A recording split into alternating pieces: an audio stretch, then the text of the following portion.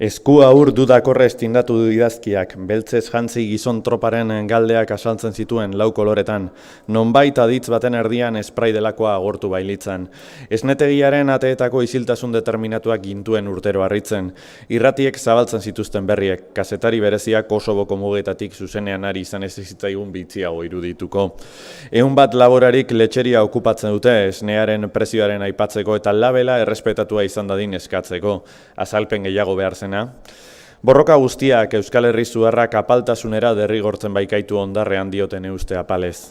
Laborantzan edo lantegietan, elegutxikoak ziren eta azkizen hildo horretan sartzen zirenen begien ondoan jotzea, zeinen indartsua zen deus ere galtzekorik ez zutenen tema eta kemena jakiteko. Bazter inarrosleak eta saloietako iraultzaileak ere trenputxarrean usten zituzten.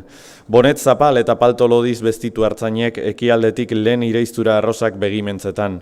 Esnetegiaren saietzean atzeman buska eta egun espalak metatzen zituzten, pipariak briketa brauki sakeletik ateratzen zuela.